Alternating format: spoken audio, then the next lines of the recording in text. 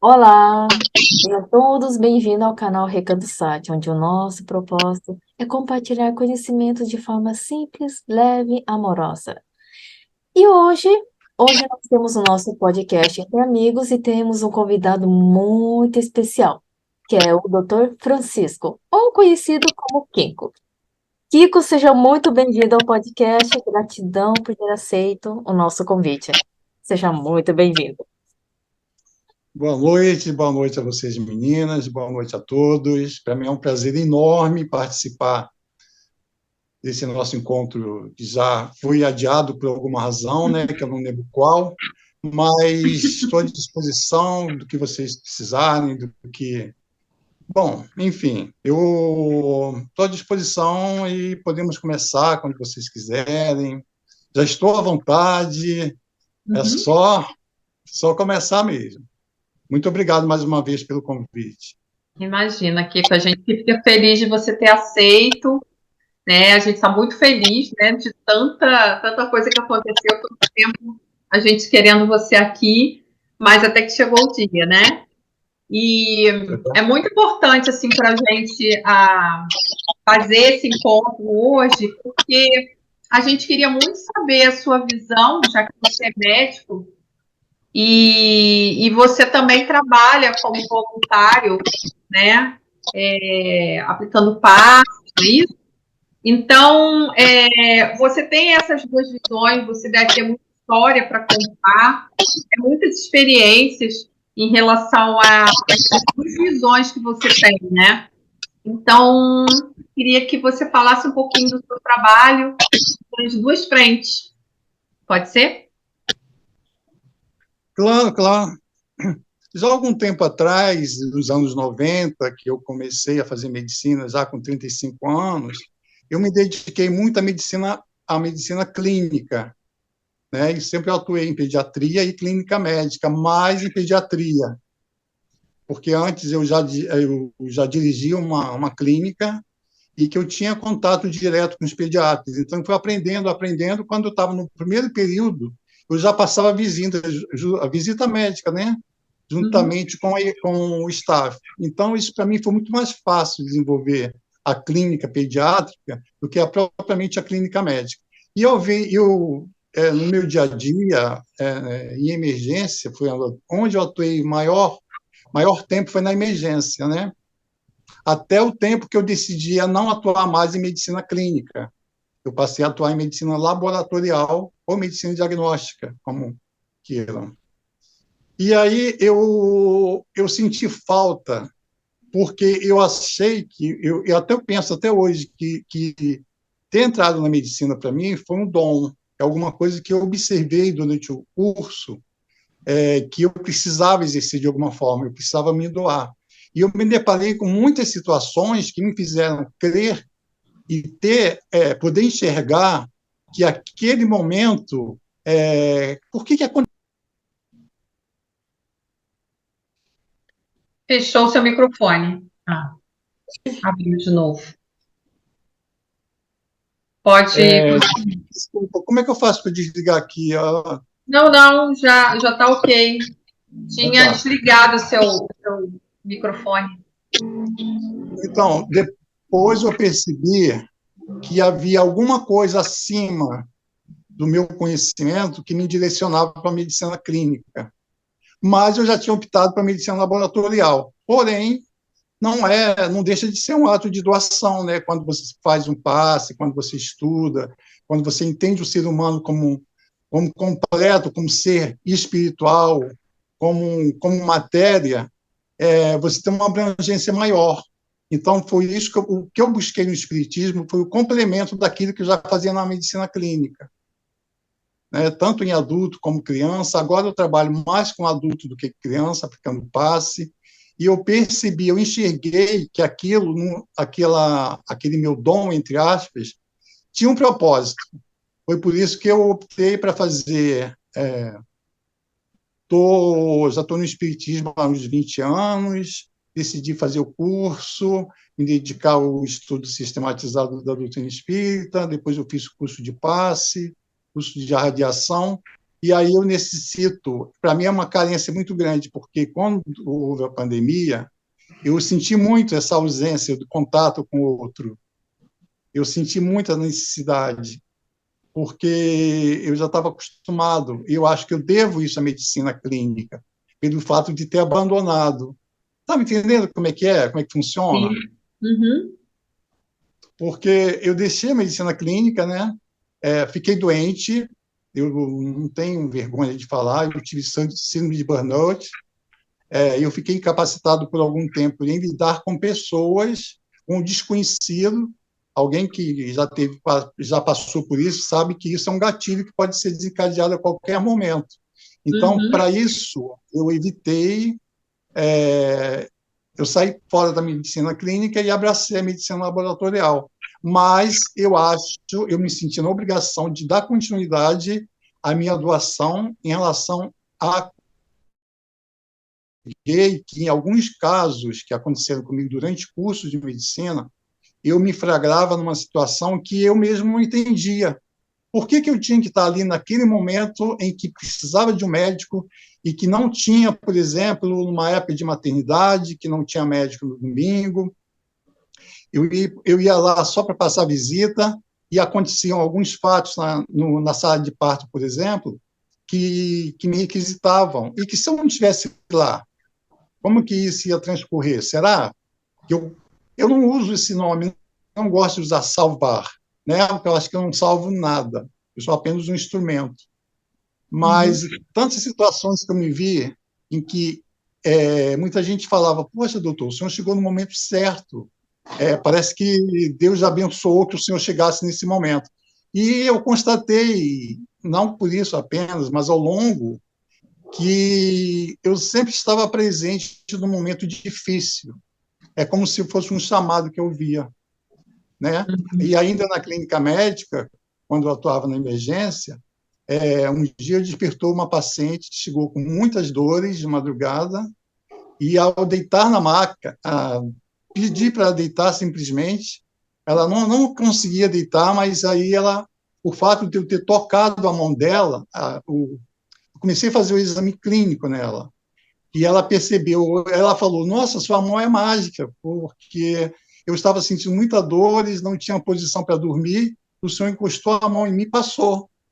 Então, assim, será que foi coincidência? Será que é o acaso? Sabe? Será que a posição de uma litise renal, por exemplo, a pedra poderia estar naquele momento ali, de uma forma encaixada em que estivesse provocando a contração? Pode sim, mas são coisas, são fatos que eu fui juntando que hoje eu entendo que nada aconteceu por acaso. Por isso que eu devo muito à espiritualidade, devo muito a tudo que eu consegui até hoje e eu tento suprir essa necessidade fazendo hoje que, como eu já falei, que é a cura através do passe, a cura eletromagnética, que já passa a ser algo espiritual. E uma pergunta, uma curiosidade, na verdade. Você sabe a origem do seu nome, o porquê foi te dado o nome de Francisco? Desculpa, eu não entendi. Você sabe a origem do seu nome, o porquê você foi batizado com o nome de Francisco? Não sei, Não? não pesquisei. Não. A sua mãe não te falou o porquê, se foi alguma inspiração, alguma coisa parecida? Porque, na verdade, meu nome é composto, né? Uhum. Manuel Francisco. Então, isso, eu entendo que ela sempre me falou que o Manuel seria uma homenagem ao meu tio, que Sei. morreu, que foi assaltado, que teve um episódio assim, muito desgastante, e foi até trágico da morte dele. Então, eu não quero carregar comigo Uhum. uma moagem que, para mim, traz o sofrimento. Sei. Por isso que talvez eu não goste muito do Manuel. E eu não me Uhum. simpatizo realmente com o Manuel. Uhum. Não, eu perguntei porque eu sei que você estudou um pouco de veterinária, acabou não seguindo, né? E eu pensei em São Francisco de Assis, né? Que Sim, tem Tem uma ligação É, muito forte com animais, e você falou que no começo você também trabalhou com crianças, né? Por isso que eu perguntei em relação ao nome, né? eu atribuo muito São Francisco, eu acho que é o santo de todos nós que somos Uhum, espiritualistas, católicos. Todas as pessoas que eu conheço gostam, têm simpatia pelo São Francisco, independente do credo, que religião segue. Eu, como espírita, eu amo São Francisco. Eu tenho uhum. quadros de São Francisco, tenho imagens de São Francisco, e eu vejo São Francisco como um santo curador. Só que a gente espírita, a gente não classifica santo, né? A gente classifica como um espírito de luz que cura e protege. Mas quem sou eu para me igualar, para tentar, que pretensão teria eu de me igualar à estirpe do espírito Francisco de Assis, que foi um exemplo É só uma magnífico. inspiração, né? Eu tento me inspirar nele, porque eu me sinto feliz, né? Quando tem o dia de São Francisco, por exemplo, eu recebo muitas homenagens. E eu, Uhum, gente, eu não sou merecedor disso, né? Mas eu me sinto muito lisonjeado, mesmo sim. usando o segundo nome como Francisco. Uhum. Eu acho que, independente de qualquer outro santo, né, cultuado aqui no Brasil, o São Francisco ele é um dos mais cultuados, né? Eu acredito que dos santos homens, São Jorge, né, e São Francisco são os que mais são cultuados. É verdade.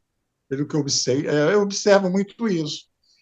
Principalmente na corrente espírita, né? Uhum, A gente simpatiza muito pelo. Não que algumas também gostam de São Jorge, eu particularmente não tenho simpatia por São Jorge, uhum, mas eu tenho grande afinidade pelo São Francisco de Assis, pelo Francisco uhum. de Assis. Então, eu tenho essa afinidade com ele, uma afinidade muito grande. É muito intrínseco que eu sinto por ele, é uma coisa transcendental. Imagino. E me fala um pouquinho sobre esse trabalho no centro, que por acaso o nosso centro também é São Francisco, não é? Não, o centro que eu frequento é Seara Fraterna, fica no Ah, tá. Catete. Eu achei que era São Francisco de Paulo. De Paula. Não, São Francisco de Paula, existe, parece que um centro São Francisco de Paula em Laranjeiras, mas é Uhum. uma outra corrente, que não é espírita. Porque você Hum, sabe que espírita, como a gente fala, né? O leigo fala, você é espírita, de qual religião, qual vertente? O espiritismo é espiritismo e ponto final. Para aqueles que não entendem, a gente fala a categoria, né? Espírita kardecista. Mas quem plantou o espiritismo foi o kardecismo. Então, não precisa a gente estar repetindo, eu sou espírita kardecista ou uhum, kardeciano. Não há necessidade. Mas existe um centro espírita com esse nome, eu acho que em Laranjeiras, mas é uma outra vertente religiosa, com a qual eu respeito muito, gosto uhum, até de algumas delas, mas eu não frequento, não frequentei. uhum. E qual é a sua função lá nesse centro? Assim, você é considerado um voluntário, né?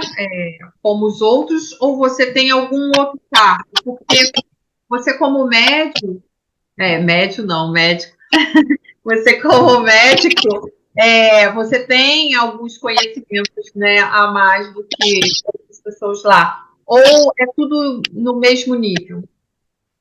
Não, lá a instituição ele oferece outros tipos de assistencialismo, né? Tem Uhum, médico, tem dentista, tem cesta básica, cada um tem uma função. Eu, como cheguei depois, eu tentei implementar lá o que eu faço, que seria uhum, a minha formação atual, da minha última pós-graduação, que é patologia clínica. Mas a patologia clínica ela tem suas nuances, que são um pouco até dolorosas. porque para você, mesmo que você queira fazer uma caridade, você depende de um laboratório e que você tenha aparelhos que você precisa utilizar, então eu já descartei essa possibilidade. Então, a minha doação é de mim, da minha energia, do meu fluido vital. Eu não faço nenhum tipo de assistencialismo a nível científico, por exemplo, a nível profissional. Seria mesmo em relação à espiritualidade. Porque eu não sei se você sabe, para você ser um espírita de verdade, né, não basta ser um simpatizante. Você pode frequentar a casa espírita, ser de qualquer religião e ser bem-vinda. Você não vai ser induzida a ser espírita, a se tornar espírita. Para ser espírita, você tem que sentir. É como sentir Deus, é como sentir a presença de Jesus em que você não pode explicar. E eu senti o espiritismo para mim, né? Se eu for relatar aqui a minha experiência como espírita, vai ser uma coisa surreal. Algumas pessoas podem até nem acreditar, como eu não acreditaria se não tivesse acontecido comigo. Uhum. Porque quando Posso contar um pouquinho? Claro, deve. Quando estava na moda, lá para os anos 2000, isso foi lançado bem antes. Eu comecei a me interessar pelo espiritismo e comecei a ler um livro Nosso Lar.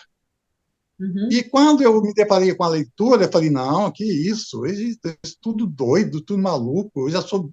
Não quero entrar nisso, não, eu não acredito em nada disso.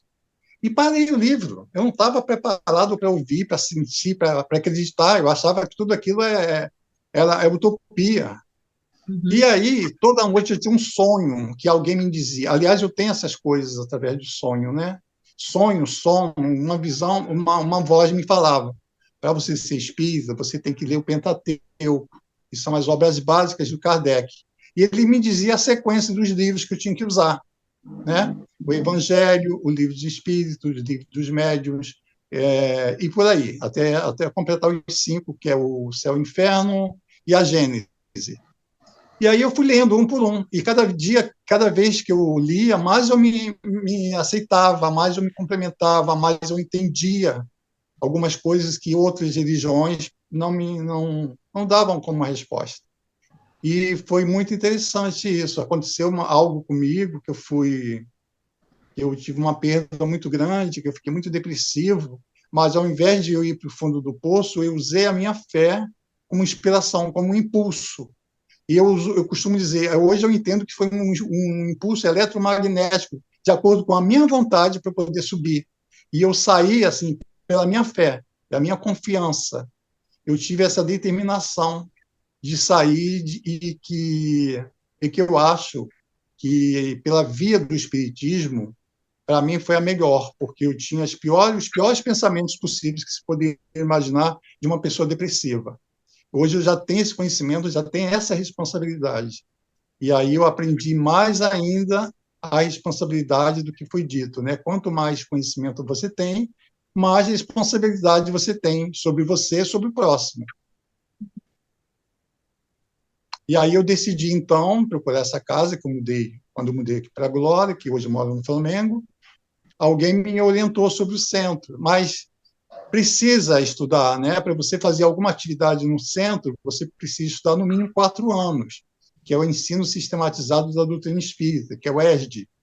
Então eu fui, mas como eu tinha uma participação muito ativa, antes mesmo de terminar o último ano, eu fui convidado pela coordenadora para fazer o curso do passe. Foi aí que eu fiz o curso do passe e aí me tornei passista mais ou menos uns 4 anos e meio por aí. E aí eu assumi essa função, depois assumi mais outra. Hoje eu atuo em 3 dias diferentes. Eu vou sempre no intuito de começar uma reunião com poucos fascistas e eu acabo me dedicando, porque a gente cria afinidade com as pessoas, né? E cada vez que eu me envolvo com a espiritualidade, eu me sinto mais realizado. É algo assim, não dá para entender, não dá para explicar, só dá para sentir.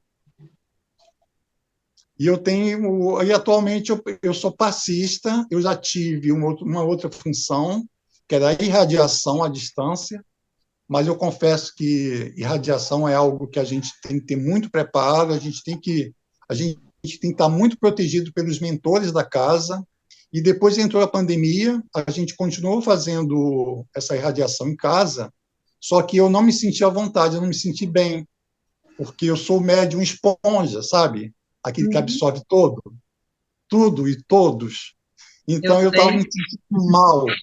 Então, eu larguei. Eu acho que para fazer esse tipo de trabalho, eu preciso ter um amparo maior, não um preparo, mas a gente precisa estar muito bem amparado. E na casa espírita, a gente vê essa confiança, a gente tem um amparo maior do que se a gente for fazer na nossa própria casa, por exemplo. Não basta só a vontade, a gente precisa ser amparado de fato. Verdade. Muito interessante. Deixa eu te perguntar uma coisa. E como ficou depois que você... primeira coisa, quando que você se descobriu com esse encontro com o espiritismo? Em que época que foi? Foi antes ou depois da medicina? Foi depois Tá. da medicina. E como ficou depois que você fez todos esses cursos, teve toda essa preparação, como ficaram os seus atendimentos dentro da clínica? Então, isso passou a ser muito mais forte. Eu enxergava o paciente não como uma pessoa física, mas como um ser espiritual. E quando eu fazia meus plantões, por exemplo, antes de assumir o plantão, principalmente na clínica médica, que é um plantão mais pesado e exigia mais energia, eu me conectava, eu me sentia... Eu teria que me fortalecer antes mesmo de começar o plantão. E eu me sentia fortalecido, tanto é que as coisas fluíam naturalmente, eram menos pesadas, digamos assim. Né? Claro que no decorrer aconteceram fatos que me desmotivaram, mas que eu prolonguei porque eu já estava um pouco doente. Durante o curso, para mim, foi muito difícil.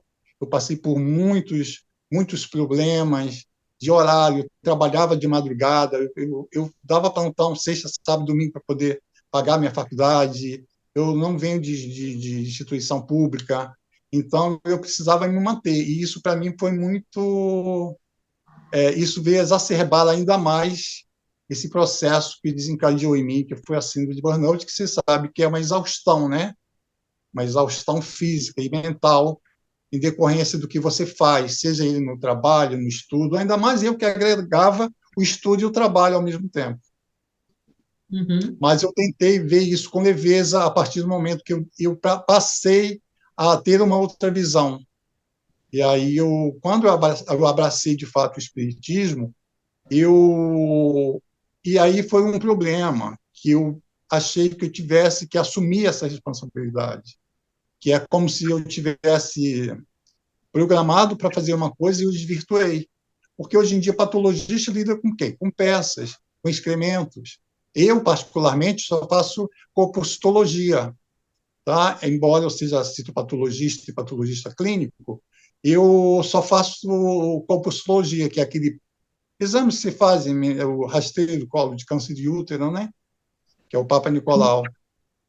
Mas eu tenho a necessidade de atender paralelamente, de estar com uma pessoa.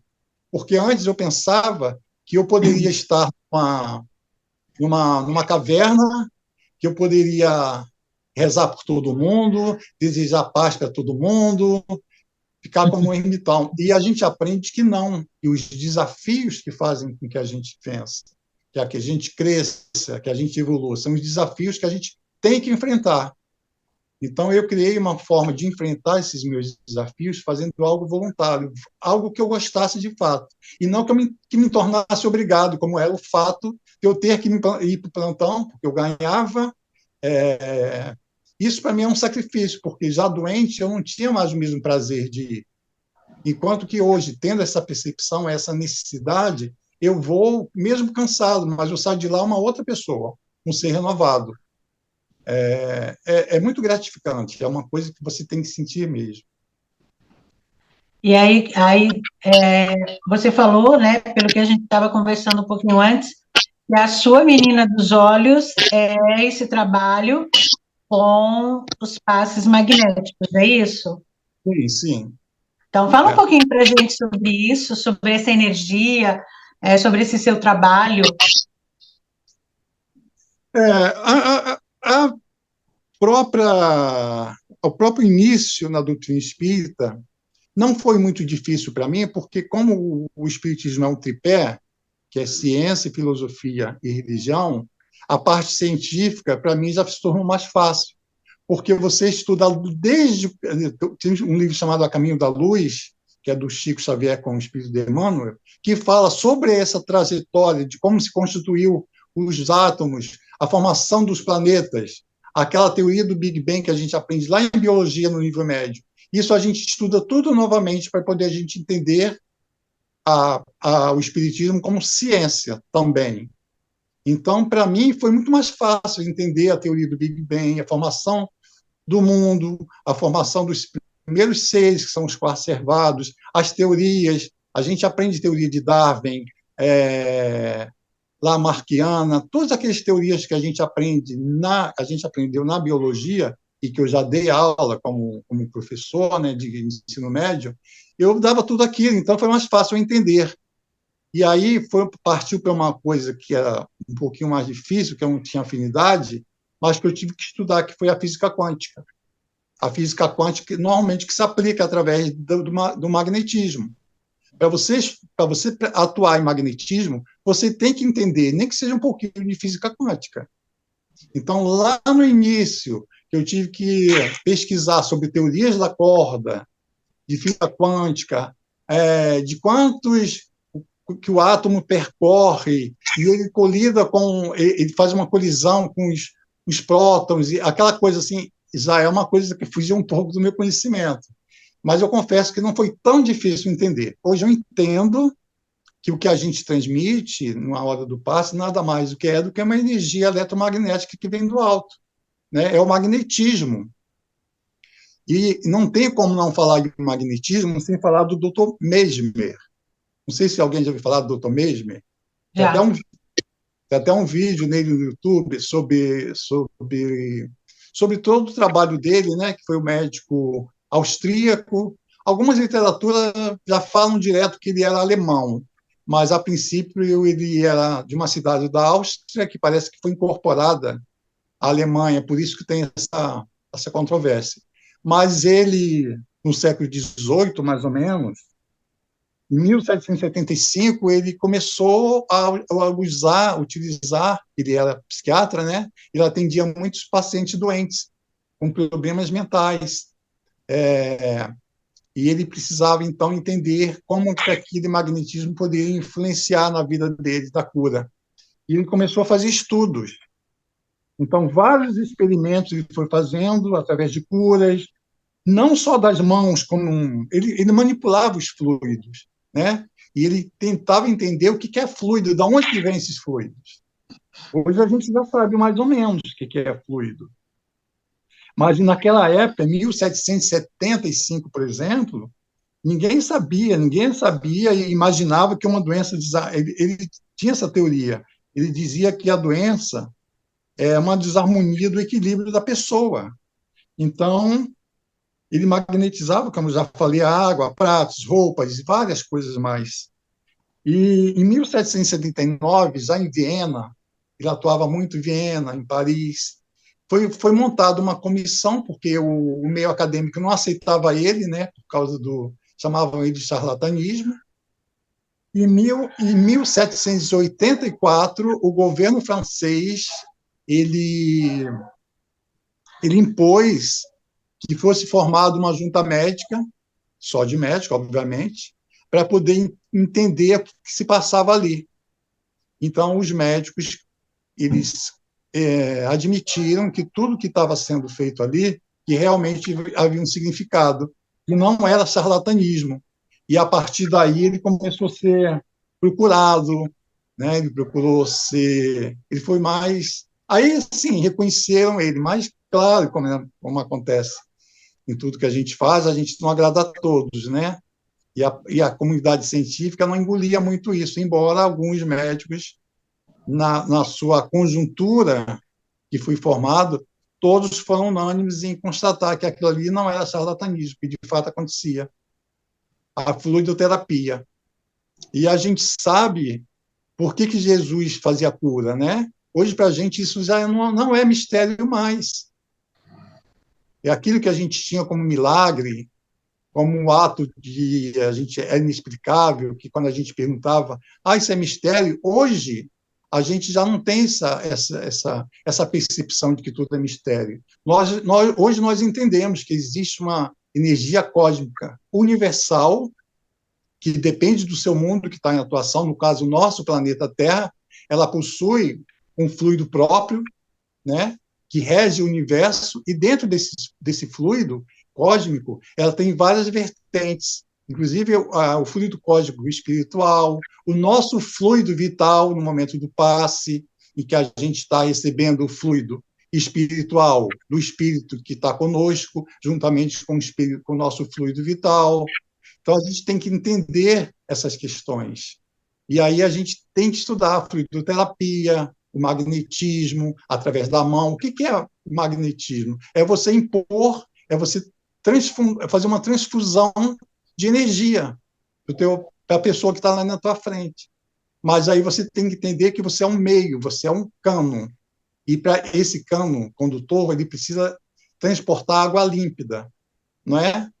A água precisa ser cristalina. Você não pode ser um condutor oxidado. Você recebe a água de cima. Se você, no teu percurso, você oxidar, o que você vai dar para o teu paciente, para aquela pessoa que está sentada ao lado?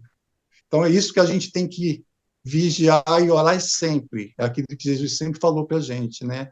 Em vigilância constante. Então, você passa a ter um outro olhar quando você assume esse compromisso, porque você tem um curso específico para isso. Você é convidado para participar de entrevista, para ver, os mentores da casa te avaliam, para ver se você tem condição ou não de fazer aquilo. E eu, ainda bem, graças a Deus, que eu fui aceito, eu acho que eu tive merecimento para isso, mas eu tive que abdicar de algumas coisas, né? Se eu tenho que doar alguma coisa, eu preciso ter essa consciência de que eu tenho que doar o melhor para mim. A base tudo que eu tenho é do meu conhecimento, seja do meu conhecimento científico, como do meu conhecimento espiritual. E aí você juntando as duas coisas é muito mais fácil, porque quando você tenta fazer uma irradiação no paciente, e aí no centro espírita, o que a gente atua são os centros de força, que são os chakras, né? No centro de força, a gente atua e a gente sabe que cada centro comanda os órgãos. Cada órgão é responsável, cada chakra, desculpe, cada centro de força é responsável por aqueles órgãos. E se a gente alinhar o centro de força, a gente vai conseguir alinhar e vai tentar curar. Não sou eu que curo, né? Aquele paciente que está precisando daquela cura. Só que para a gente, quando a gente tem um pouco de conhecimento, eu tentei aplicar isso na irradiação à distância e surtiu efeito, porque a gente tendo um pouco de conhecimento, a gente vê os canais para onde a gente está direcionando. Eu sei que o seu coronário, o seu coronário, o seu frontal são conectados com a espiritualidade superior, mas o seu laríngeo, o cardíaco, o plexo solar, o esplânico, faz parte do teu corpo físico. Então, você tendo um conhecimento anatômico, você vai passando a mão ali, você vai aliviando, antes da dispersão, claro, né? Você vai aliviando, você vai tentando se conectar com a pessoa, acalmando ela e transmitindo energia como se fosse uma revitalização de cada célula. E aí você precisa saber de que é formada a célula, né? Quando você fala assim, eu não sei se eu estou me estendendo muito, vocês podem me brecar. Está ótimo, não, está ótimo. É uma aula e é um prazer te ouvir. Quando, por exemplo, por que a gente não deve comer carne? Alguém já ouviu falar isso, né? Quando vai aplicar passe. A gente já aprende mais além. Não é a carne que vai fazer com que o nosso trabalho seja prejudicado, mas é o alimento que a gente ingere, seja carne, seja qualquer proteína, porque o produto final da proteína é o quê? Carboidrato. Carboidrato também gera proteína. E a nossa proteína, ela vai para onde? Para a nossa célula. E aonde precisamente? Né? Citoplasma, na mitocôndria. Então, se a gente ingere bastante proteína ou carboidrato, e que a gente vai aplicar um passe, aquelas nossas células elas não vão absorver, porque elas vão estar repletas de proteínas. Então, a gente tendo esse conhecimento, já é mais fácil a gente entender. Quando a gente chega para você, não pode comer carne. Epa, carne ou proteína? Porque proteína vem de várias outras fontes, necessariamente ser de carne bovina ou carne animal. Tá? Então, a gente precisa ter esse conhecimento. E, mais uma vez falando, eu tento aplicar a fisiologia, né, o mecanismo fisiológico do corpo humano naquele centro que eu estou atuando, por exemplo, cardíaco. Eu tento atuar tirando qualquer placa de ateromatose, que é uma placa de gordura. Eu imagino você, se tiver alguma placa ali, não que a gente tire, obviamente, mas dissipando aquilo ali. Claro que isso é um passo, isso estou me referindo já a um passe misto, tá? Porque existem também alguns tipos de passe. Por exemplo, o passe magnético. O passista, ele apenas ele atua com seus recursos, a doação do próprio fluido vital dele. Mas, para isso, ele precisa estar bem. Concorda? Eu não posso estar doente, se eu estou gripado, se eu estou sentindo alguma coisa, algum processo emocional alterado. Eu não posso, porque o que eu vou doar para o meu paciente? E o fluido espiritual, quando o passe é dado pelo espírito, não precisa ser necessariamente ter a presença de um passista, de um médium passista. É o próprio espírito que está atuando ali. Quando é um passe misto naquilo que eu atuo, é o meu fluido vital que eu estou doando juntamente com o fluido espiritual. Atrás de mim tem um espírito que ele está me irradiando luz através dos meus plexos de energia, e enquanto isso eu estou recebendo do alto também. Então, eu estou doando o que eu recebo do alto e aquilo que é me doado pelo passe, pelo fluido espiritual do espírito que está atrás de mim. Isso é o passe misto. E o passe mediúnico, que é aquele passe que as pessoas, os médiuns, estão popularmente falado, que hoje a gente não utiliza mais essa palavra, incorporado, né? São os incorporados. Então, na verdade, a maioria dos casos, assim, dos passes que existem em centros espíritas, e isso eu falo com propriedade em relação ao que eu frequento, o nosso passe é misto, em que há a doação do nosso fluido vital e a doação do fluido espiritual. Nossa. Eu e a Caco falamos a mesma coisa, nossa. É muita coisa, né? Para você fazer esse tipo de trabalho, é preciso muito estudo, né? Muita disciplina, muita dedicação, muito comprometimento. E assim, é como você falou, tem que vir do coração, né? Eu acho que é um chamamento de alma, né? E, na verdade, não precisa muito estudo, não. Você estuda porque a própria doutrina faz com que você estude. Mas eu conheço pessoas que são quase analfabetas, e ela tem uma energia muito boa para dar, elas têm o querer, a vontade delas é muito boa. Então, quando você tem uma boa vontade, você atrai o quê? Uma corrente do bem, você tem boas afinidades, né? Então, claro, você envolve-se em estudos, você tem que saber onde você está atuando, em que momento. Eu não posso sair dando passe em todo mundo aí achando que estou melhorando a condição dele, quando, na verdade, estou piorando a minha condição, e aí eu tenho que me preservar também. Não como egoísta, mas como é que eu posso doar se eu não tenho? Eu preciso estar fortalecido para poder doar alguma coisa, né? Então, em relação ao passe, você tem que ter a vontade de quê? De fazer o bem. Se você tem vontade, você tem o fluido magnético agindo. E o fluido magnético agindo de acordo com a tua vontade, você cria usina energética, uma usina de biomoléculas energéticas ao teu redor, que conecta você com o teu paciente. E isso você recebe de cima, do alto. Interessante que quando você doa, primeiro você recebe, porque o seu desejo bem para você, tudo aquilo que eu estou desejando para você, paz, harmonia, equilíbrio, saúde, sabe? Felicidades, eu estou recebendo para poder doar, está passando por mim, está passando pelos meus canais. Eu estou sendo o objeto apenas de formação para isso. Mas tudo aquilo que eu estou recebendo é da espiritualidade. Eu sou apenas um condutor. Por isso que eu tenho que estar bem preparado e eu tenho que estar bem consciente, comprometido e, acima de tudo, disciplinado, como você falou.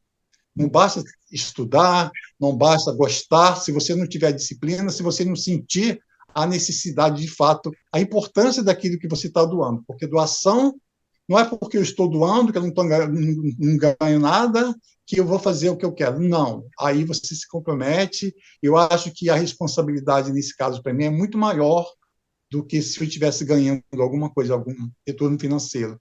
Porque algum retorno financeiro simplesmente daria um atestado médico, coisa que eu não faria, tá?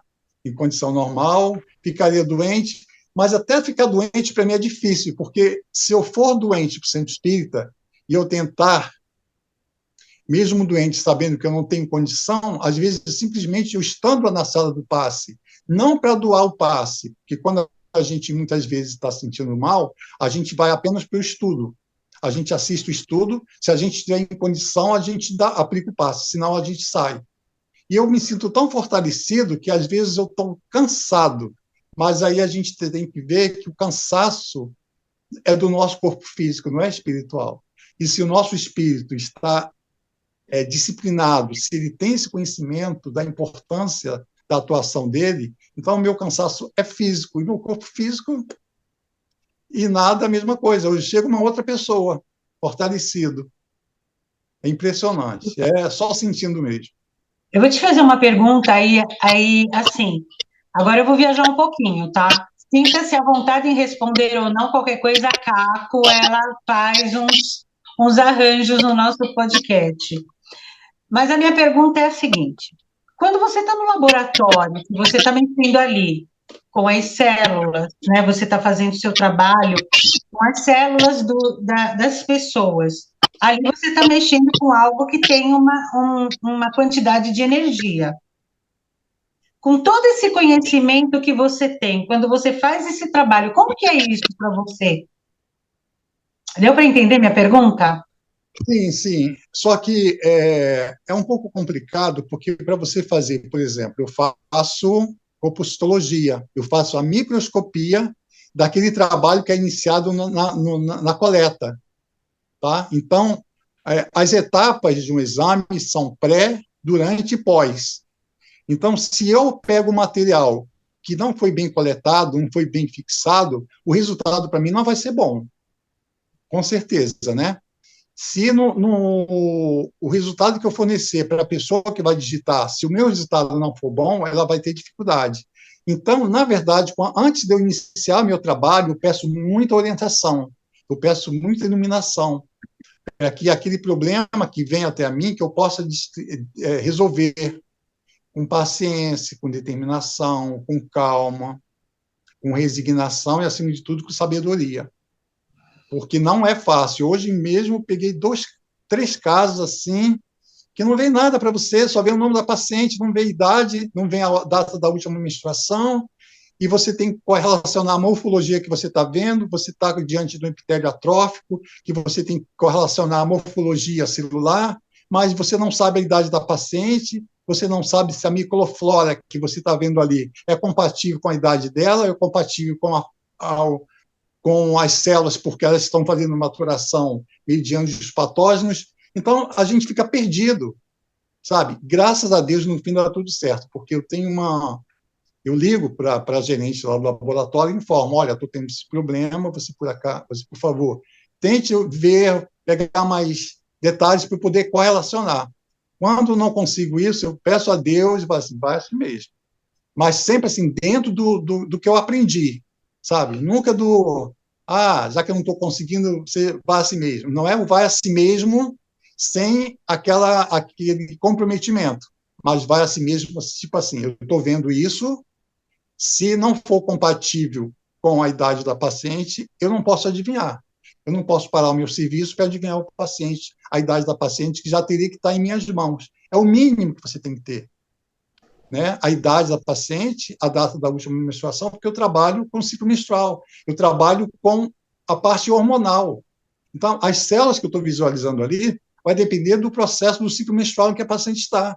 Pode estar na primeira fase, que é de 1 a 15 dias, do primeiro ao 15º dia, que é a fase estrogênica, onde algumas células predominam, como pode ser na segunda fase, onde a progesterona predomina. E se eu tenho uma paciente que está em processo atrófico, aquilo que eu estou vendo ali, eu não sei qual a fase que ela está, porque eu não tenho como resposta a idade dela, eu não tenho a data da última menstruação. Então é complicado, mas eu ainda não tive problema porque eu sou muito cauteloso naquilo. Se eu tenho dúvida, eu paro, deixo, sabe? Teve uma vez que, é até engraçado, eu peguei 10 casos seguidos, que a gente chama 10 casos positivos. Eu peguei 10 casos positivos seguidamente, consecutivamente. Eu falei, não, tem alguma coisa errada. Eu tenho que ver se é a coloração, se está vencida, o meio de transporte, a biodisponibilidade de tudo isso. Eu preciso conhecer a biotransformação de tudo isso, né? Então, eu começo a pesquisar. Mas, no fundo, eu falei, vou separar esses casos para amanhã eu dar uma estudada. Quem disse que eu dormi à noite preocupado com isso? Né? Aí fui dar continuidade, continuei os demais, mas no dia seguinte fui dar novamente uma olhada com calma, e realmente eu constatei. E aí que vai a questão de medicina, não é 2 mais 2, são 4. Porque eu aprendi que, assim, algumas pessoas, alguns profissionais, infelizmente, quando veem casos repetidos da microflora, eu não vou botar isso porque o médico pode não gostar. O ginecologista que está fornecendo isso aqui, e não vai gostar, vai tudo igual. Sabe? Ele vai dizer que eu repeti, que eu não vi, mas eu não tenho esse problema comigo, porque eu tenho minha consciência. Eu sei que a medicina não são 2 mais 2, não é uma ciência exata.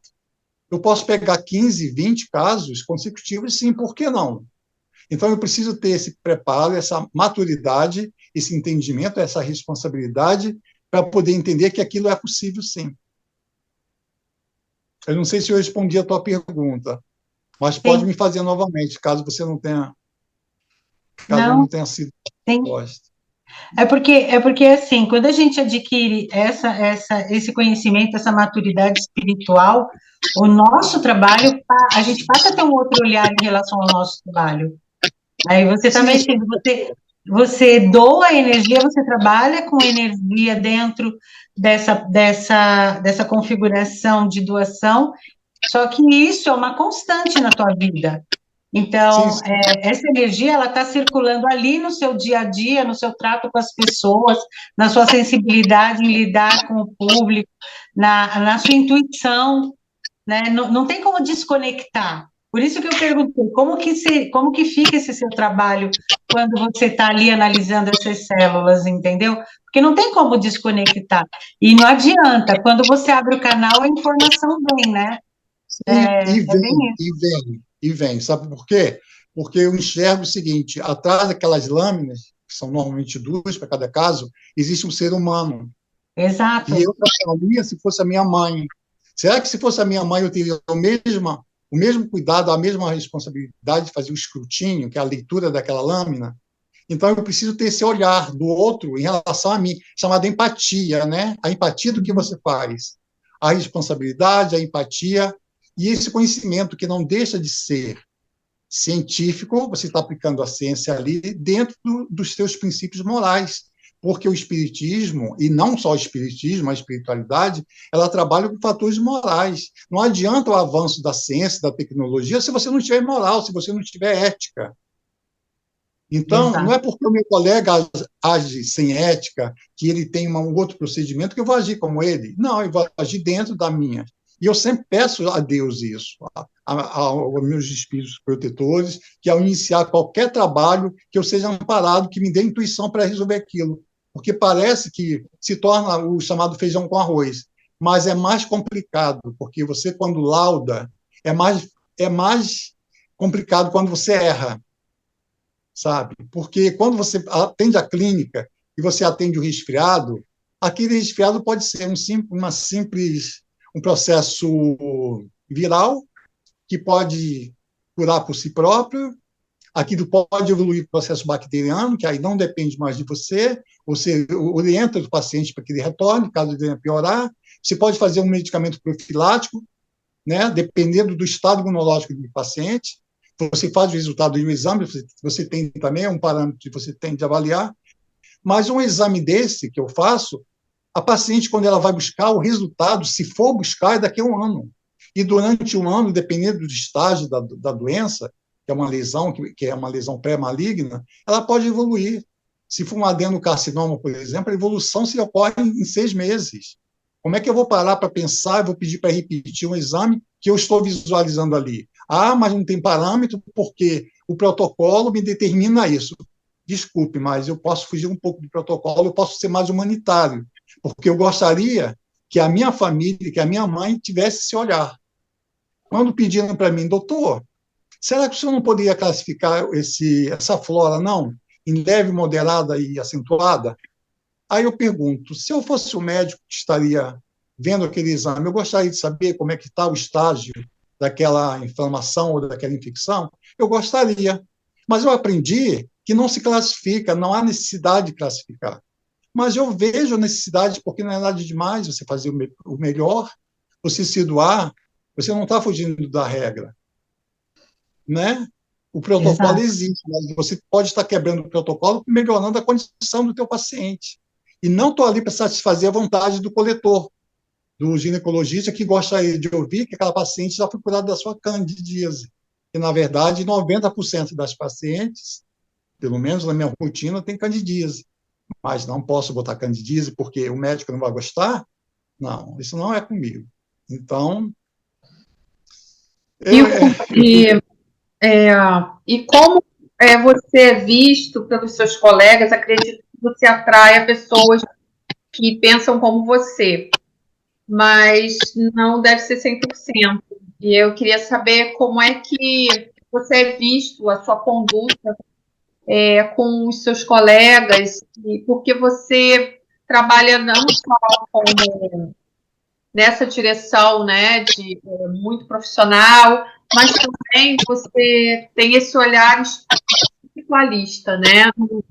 Isso não tem nada a ver com religião, tem a ver com espiritualidade. Então, é muito mais amplo. E aí eu queria saber como você é visto pelos seus colegas.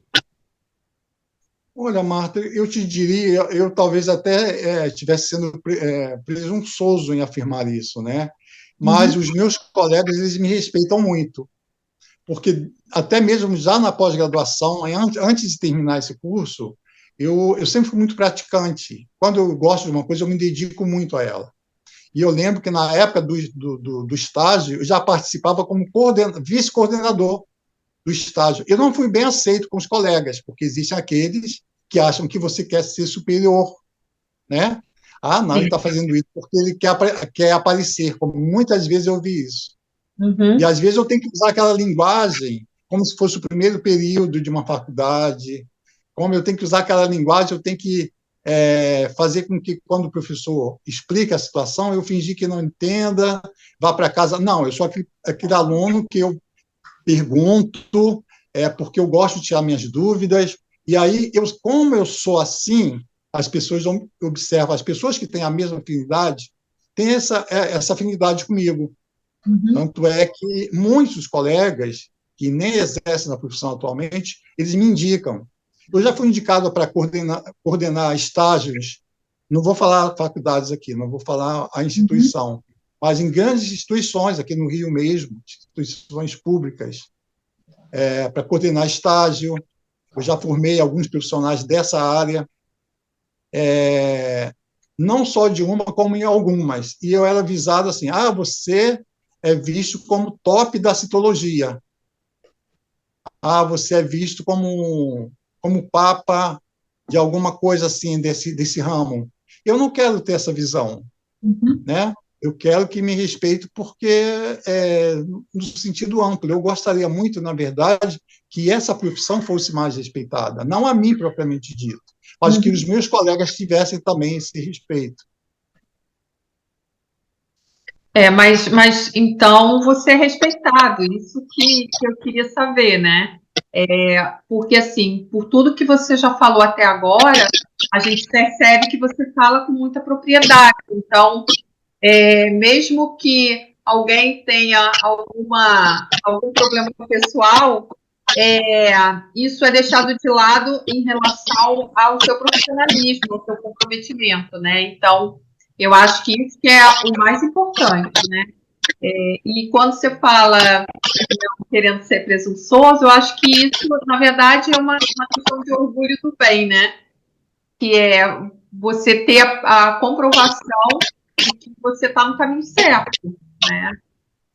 Das pessoas te respeitarem profissionalmente como ser humano também. Na verdade, graças a Deus, é sempre muito respeitado, tanto na medicina clínica, como...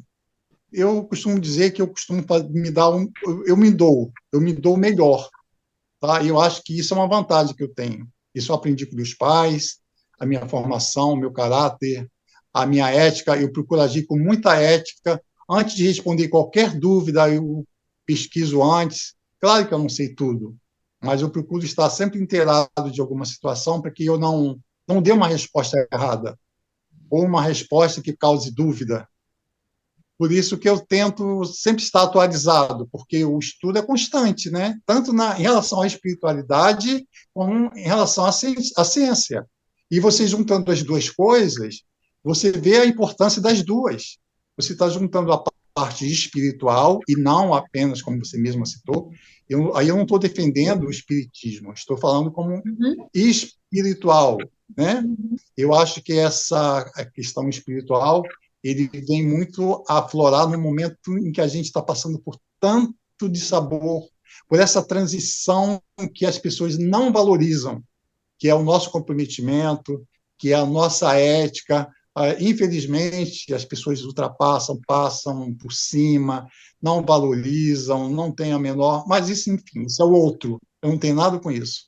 Eu pratico a minha ética. Né?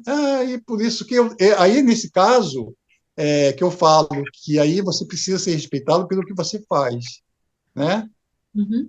Talvez não fosse o que eu desejasse, eu desejaria fazer muito mais, mas infelizmente tem um campo de limitação e você tem que ter, você pode ir até ali, mas esse ali pode ser um pouquinho a mais, fugindo daquele protocolo que te dá como uma causa sim ou não. Eu gosto de ir muito mais além disso. Assim, por que sim? Não, por que não? Entendeu? Porque nós temos um sistema hoje em dia, que é o chamado Bethesda, que é um protocolo, que a gente fala ou sim ou não. É muito conciso, mas para mim isso é muito vago, porque isso não me preenche. Quando eu quero uma resposta, eu preciso saber por que não e por que sim. E é isso que talvez faça a diferença nesse mundo, nessa minha profissão. Porque eu sempre busquei a razão daquilo que eu estou oferecendo, que eu estou ofertando. Kiko, a gente já vinha conversando há algum tempo sobre a sua participação e tinha tanta coisa interessante para a gente falar, né? A gente relacionou tanta coisa e um encontro só não vai ser possível a gente fazer tudo isso, né? E a gente quer te pedir para voltar e com mais coisas interessantes, com mais experiências interessantes. A gente já vinha conversando e você falou, deu algumas sugestões, né, de pauta, e muito interessante, principalmente pelo nosso público ser basicamente feminino, né? Não que os homens não se interessem pelo tema, mas é basicamente feminino. E assim, tem tanta coisa que a gente gostaria que você contasse mais para a gente. E eu queria te agradecer muito, porque eu acho que, né, a gente já bateu o nosso tempo, né? A gente já te alugou muito hoje.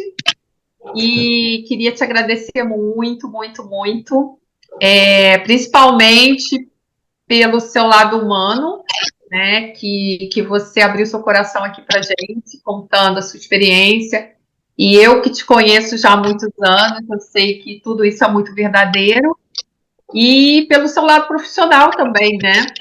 Por você ser uma referência, ser um exemplo profissional e ser respeitado também, né? Então, eu vou passar a palavra para as meninas, mas já te agradecendo, já te pedindo para voltar. A gente gostaria que você visse aí alguns temas para a gente estar conversando da próxima vez. Ah, tá, Marta. Na verdade, infelizmente, não deu para compartilhar a minha imagem hoje. Até tinha sugerido alguns livros que eu gosto sempre de falar e dar como referência bibliográfica daquilo que eu estou falando, né? Até para as pessoas que quiserem pesquisar. Mas aí eu tenho aqui em minhas mãos alguns livros que eu utilizo, como O Passe como Cura Magnética. Hoje em dia está sendo desenvolvido o processo de câncer, mas como aspectos histopatológicos científicos e espiritualistas, que a gente também ganhou esse livro, inclusive, recentemente. Mas é como você falou, esse tempo é curto, eu agradeço imensamente. Você não me alugou absolutamente nada. Eu contei uma terça parte daquilo que eu gosto de falar. Então, se você me convidar, vocês me convidaram para uma outra Já está ocasião, convidado. Convidadíssimo. muito prazer. Eu não sei se eu atendi o propósito de vocês, talvez eu tenha falado muito. Você superou.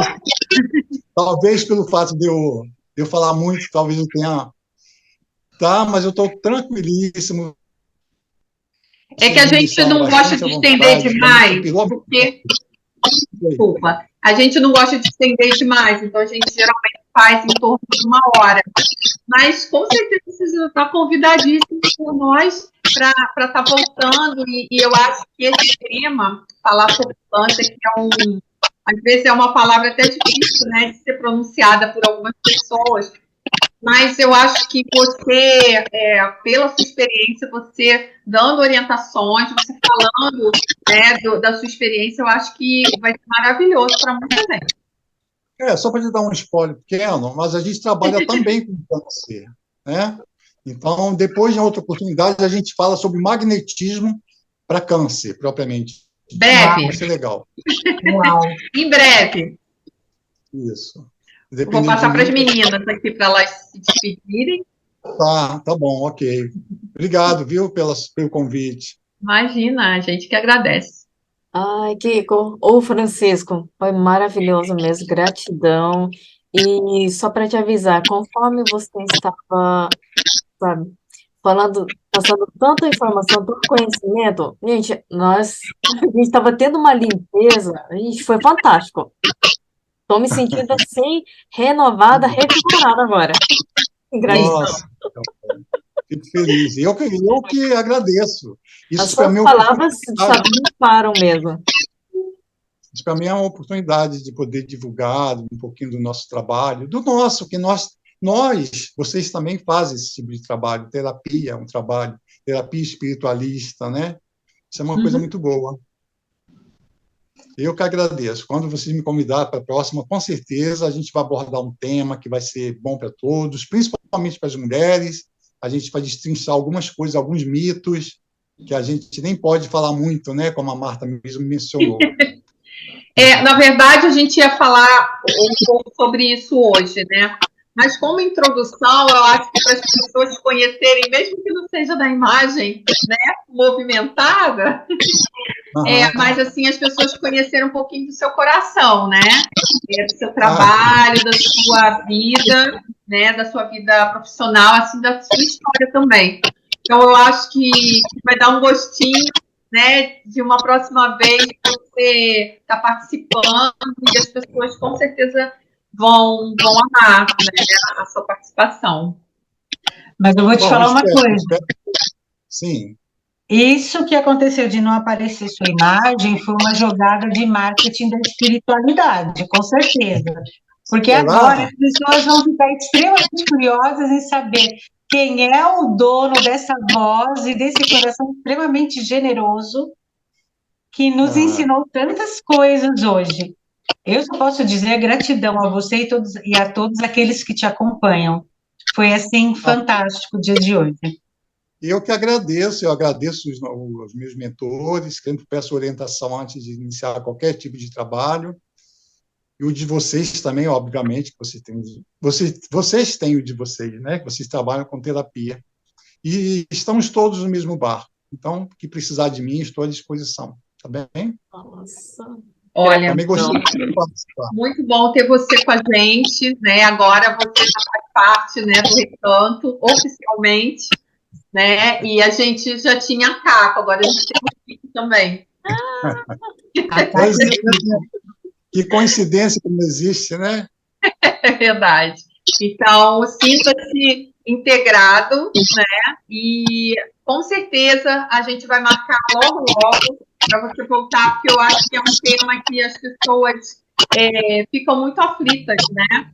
E a gente também quer muito saber, né, a sua visão, as suas experiências, né? Eu tenho certeza que você já viu muita coisa impossível acontecer.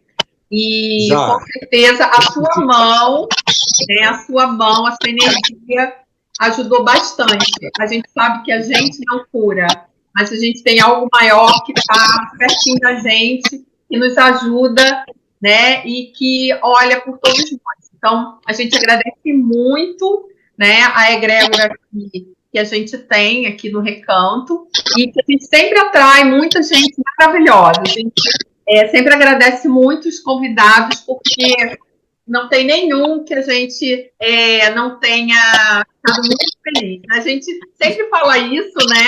Mas é verdade, porque a gente tem um imã para pessoas boas. Então, a gente já estava tentando algumas vezes com você, mas chegou o dia, tá? Mas você não vale com você. A gente se conhece há muito e muito tempo, há muitos séculos. É verdade. E as meninas não conseguiram ver o seu rostinho, né? De menino. Ainda não. Mas, né, porque é um menino, né? A gente tem muito tempo, porque a gente se conheceu lá na maternidade.